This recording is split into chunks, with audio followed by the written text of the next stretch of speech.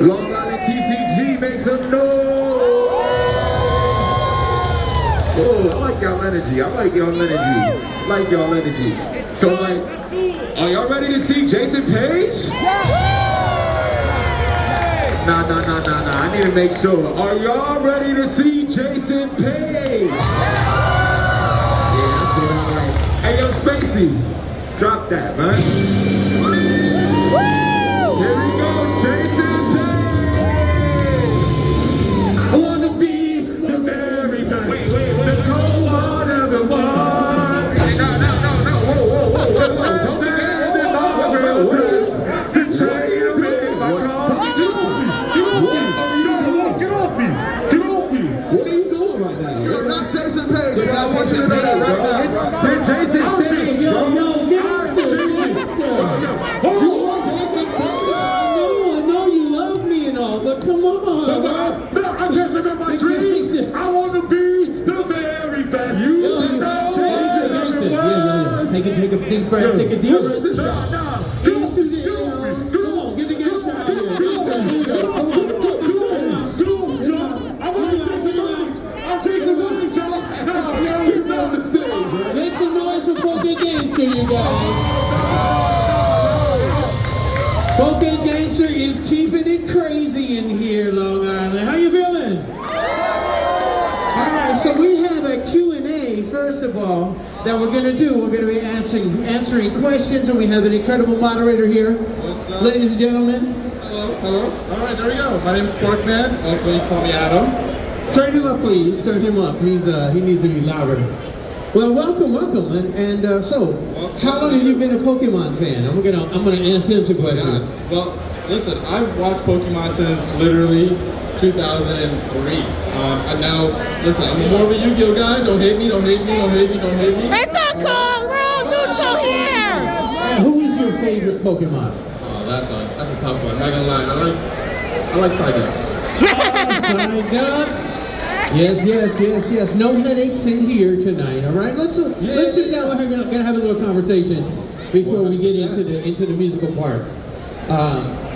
So my name is Jason Paige. I am known as the voice of a generation, as indicated on my voice of a generation cards right there. And I'm the voice of a generation because of a lot of things, and you could ask me about them right now, my friend. Yeah, talk to me about your journey, your start. Well, I came out of the womb in 1969.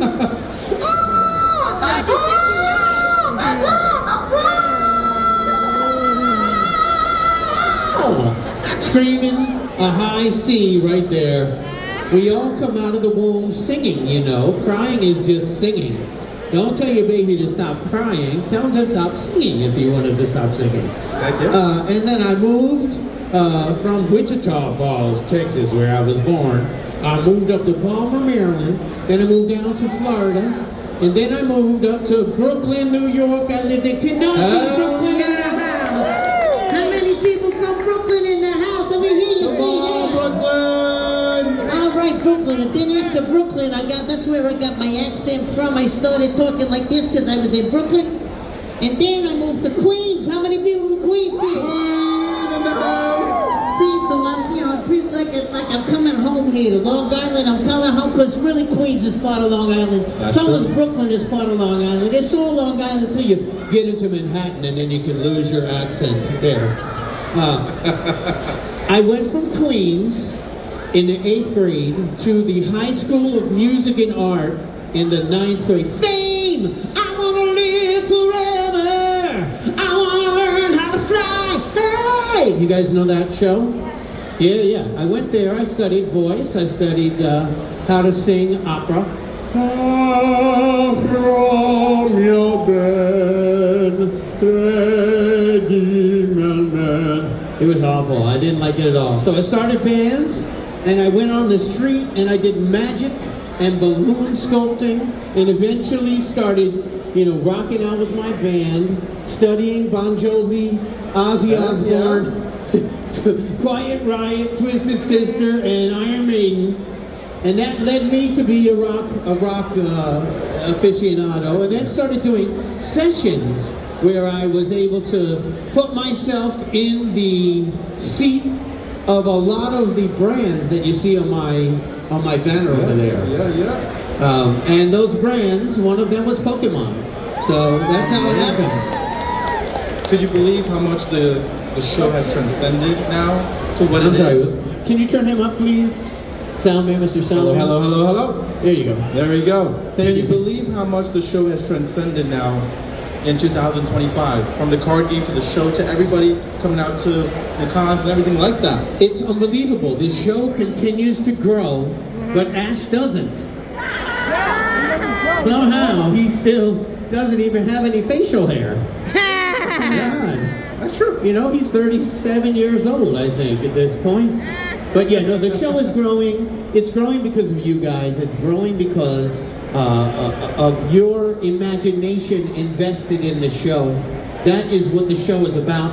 I didn't really know the show. I mean, I saw it when I did the recording session, and it looked kind of like Go Speed Racer, go! Which is one of my favorite shows when I grew up. And it kind of had that same anime style. Yeah. Which is very basic, which means that you have to do all the work in your head, because the characters aren't really moving around that much. They're just kind of like that, and the background moves. But in your mind, you create this whole Pokemon world. And if you're a card fan, I had many Pokemon card fans here, yeah? Make some noise! Well, that doesn't move at all. The Pokemon card is just a little picture on a very small piece of cardboard, but you make it all happen in your mind, in your imagination. And because that's where it lives on and on and on. It continues to grow and continues to evolve. That's one of the things that we're all trying to do here. The Pokemon are trying to evolve, and you guys are trying to evolve. And you can do it with the superpower that is your imagination. Heck yeah. Now you asked me what's my favorite Pokemon. I gotta ask you, what's your favorite Pokemon? Well, I don't have favorites.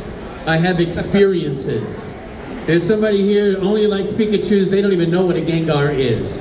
I don't want to be that person that only has the one Pokemon. So I have experiences with all of them, and I had a really good experience with Mr. Mime in the Detective Pikachu movie. He was pretty cool in that. Oh, man, yeah. So, you know, and then I had the little kid had a Gengar with all the jewels blinging up. The Blingar is what I call it. And that made Gengar one of my better experiences, I should say. But I'm open to all of them. I want to stay open to all the Pokemon because they all have a different character, personality, and value. Yeah, I totally get that. Now, you said you traveled around a lot, at least in the beginning stages of your life. How do you feel about Long Island TCG show, man? Yeah, Long Island TCG! Incredible. It was at the Chew and Brew just a year ago. Yes. So it's already 10 times the size, and next year it's going to be in the big room probably. And then after that, we're going to have to expand into the parking lot. And pretty soon, we're going to have to do it once every month. And then it'll just be here permanently, I think, at some point. But we do have that monthly marketplace, but let me tell you something, it is a fantastic show. The big shows, when they do happen, it is quite a show. It's great, you guys. One unbelievable energy that's in here. Thanks to you guys and your love for Pokemon. So thank you all for coming out and being Thank you. I'm gonna pass it to the crowd. We got a huge crowd. I'm gonna pass it to the crowd to ask some questions. Yeah. Any questions out there? I mean, this is got a guy over here. Wow. All right, I'm not jumping down. The guy with the good voice. He's gonna help me sing the song. I think he's over there. All right, who wants to ask the question? All right, I'm gonna do it right over here. Be careful. Okay, so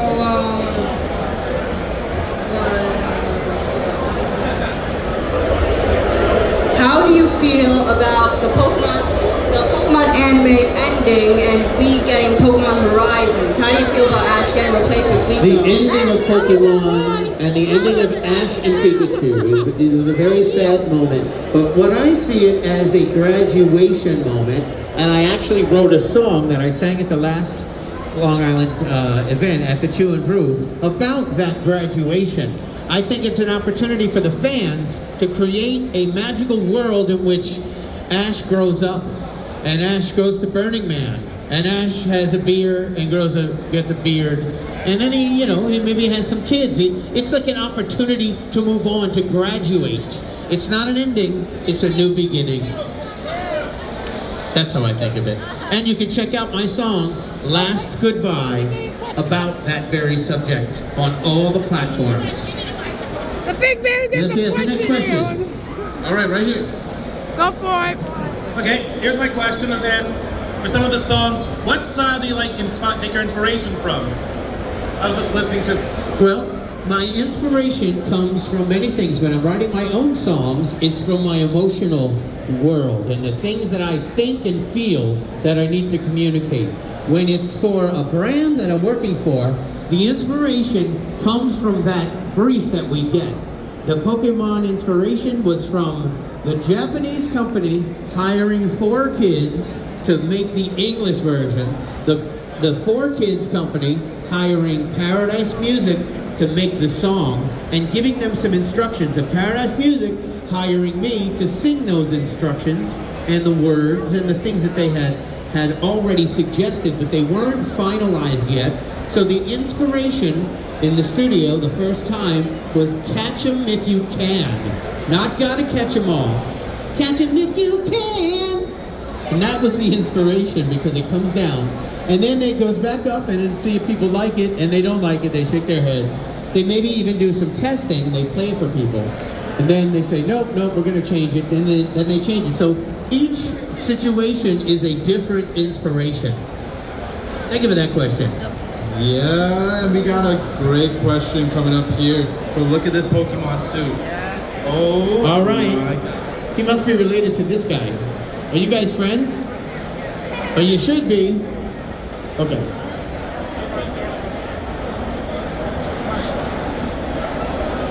Did you win that hat in the game? Like, did you really win it in that one episode? Because Ash wins the hat, right? That's what happens, and it's an L on his hat. If you see, there's an Ash hat over here. It looks like a C. It could be an N, and if you turn it that way, it also looks like a J. And then if you turn it the other way, it looks like a P. So I didn't win this hat. I created this hat based on the Ash L. That's actually an L. If anybody didn't know, he's got one there too. Hold that up. You can see it looks like a C, but it's an L, and it stands for league. And that L is also a P and also a J. And that's how I got the hat. Now I'm drawing on my hats too, because I like to draw.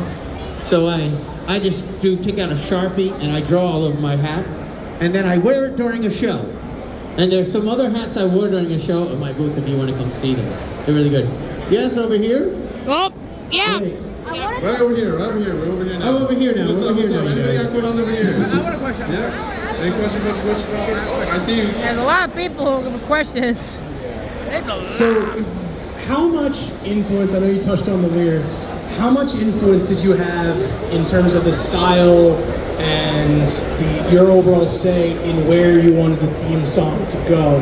More rock, lyrically, was that, you got a lot of direction on that, or you had to follow a quote-unquote script, or was that a lot of it you? Well, they have a certain idea of the kind of character they want, which is why they called me, because they know that I can sing a young rock sound.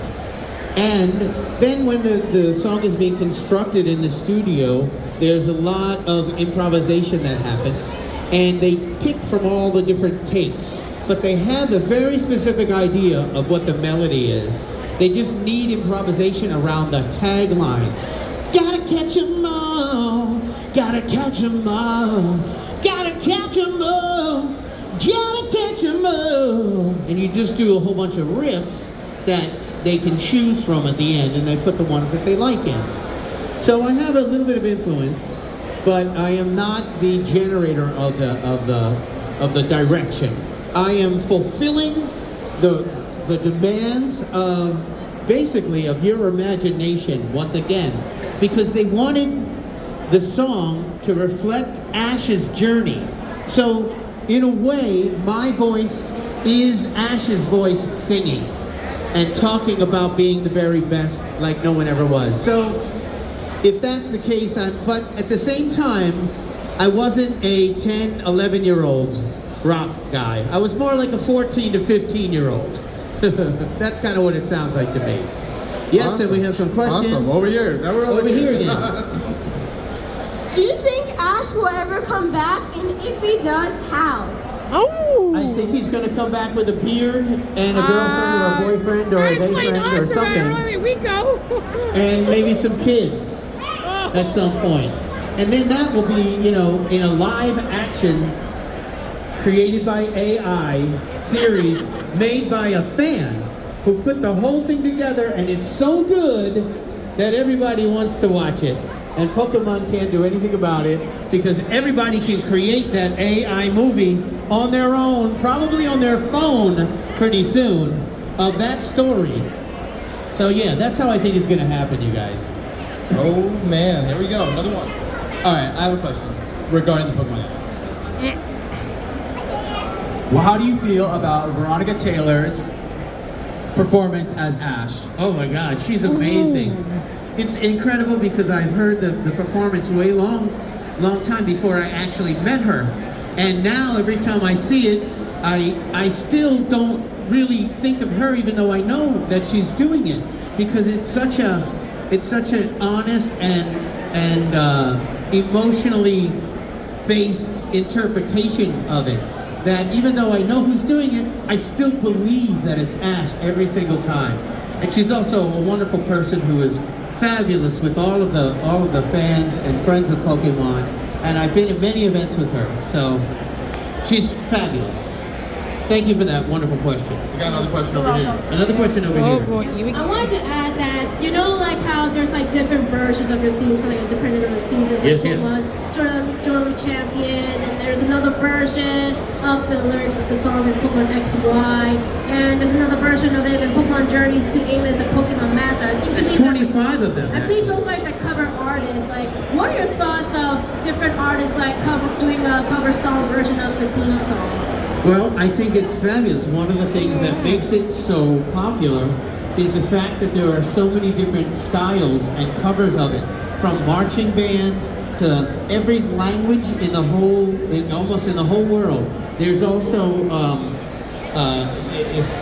instrumental versions of it. There are klezmer versions of it. There's more versions of this song. Instrumentally, somebody will play like a piano sad version of it.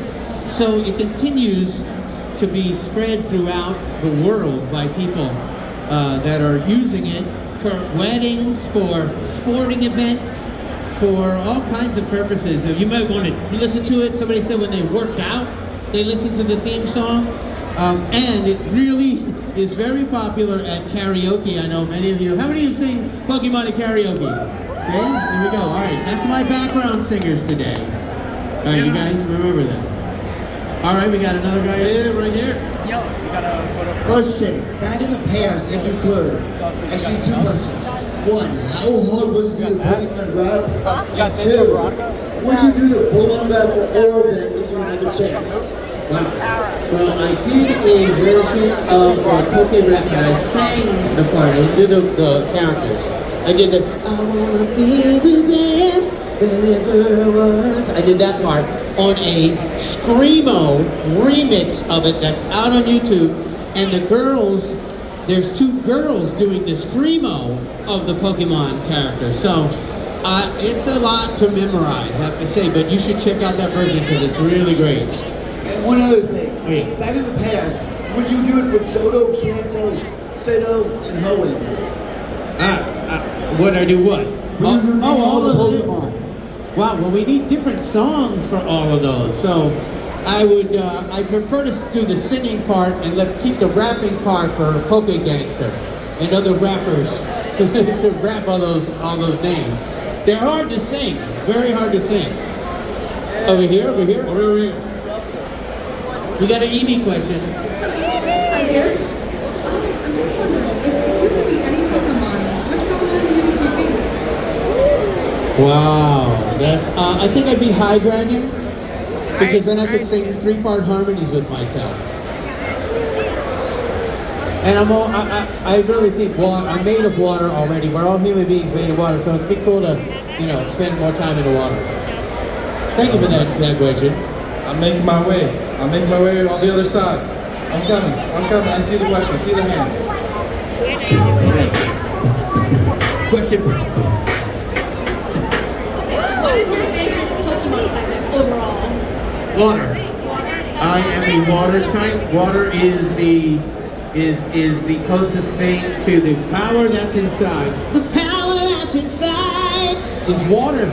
All of us are made of water, and I'm pretty sure that all Pokemon are made of mostly water anyway. Even if they're rock types, they're made of water. All right, I'm over here again. Over here. All right, my friend. Okay, so what I'm curious about is, was there a specific moment when you were doing the production for the Pokemon all the way back in the day?